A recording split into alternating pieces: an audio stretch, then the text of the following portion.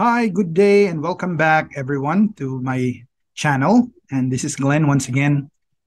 So, today in this video, I'll be talking about another central or very important concept or theme in the philosophy of Friedrich Nietzsche. And that is the concept or the idea of eternal recurrence or eternal return of the same. So, what is eternal recurrence?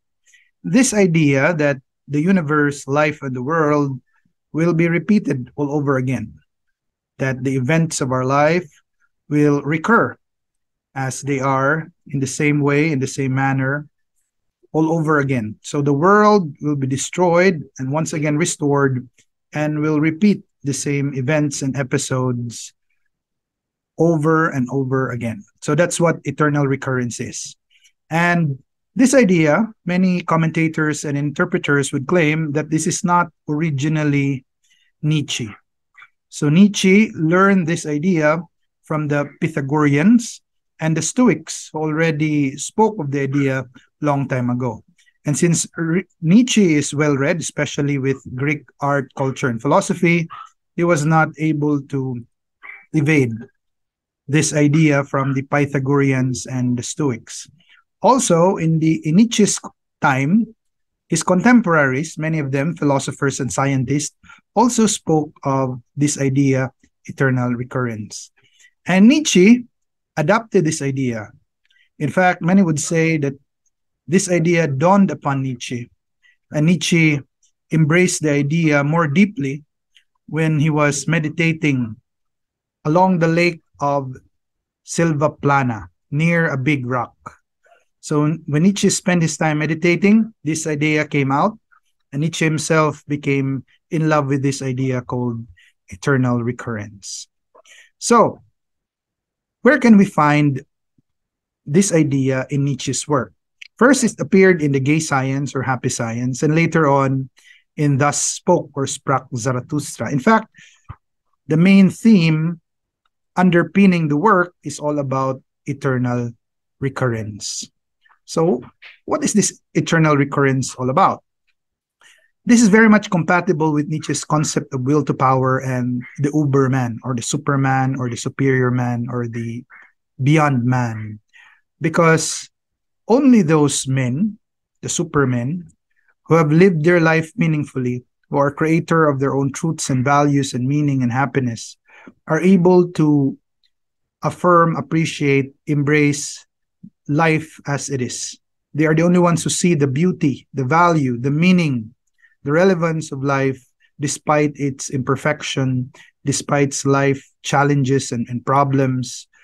And they're able to say yes to life, to affirm life, to embrace their fate and destiny.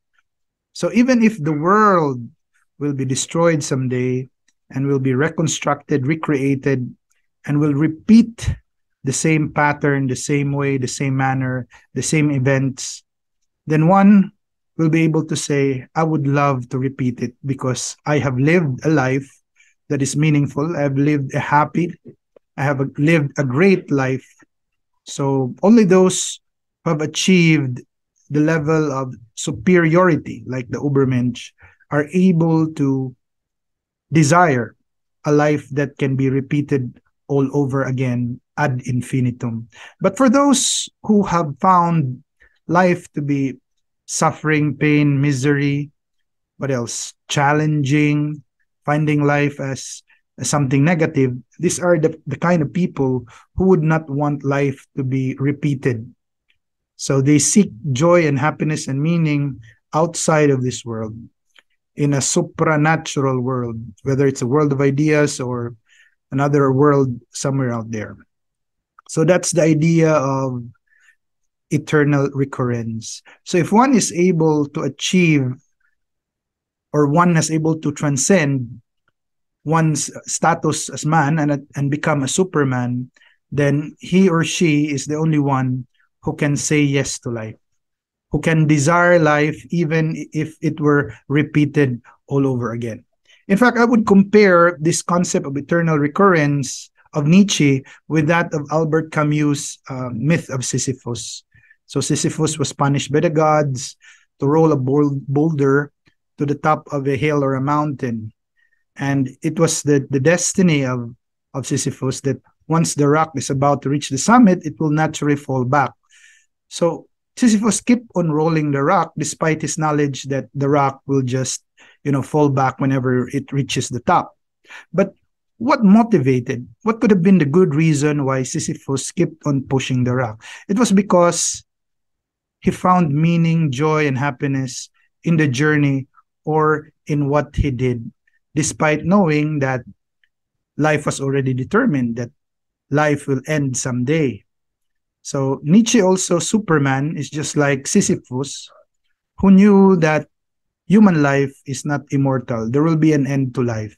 But despite its determined end, its certain end, our life is not meaningless. It's not an exercise in futility, because the Superman considered it as an opportunity, considered it as a privilege to appreciate the world, the beauty, and to be able to be productive and creative while one has life.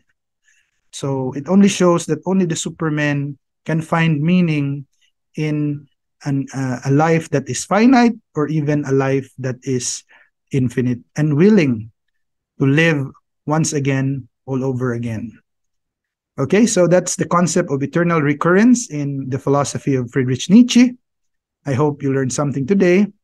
And I would like to invite everybody to please click like, share, and subscribe to my YouTube channel.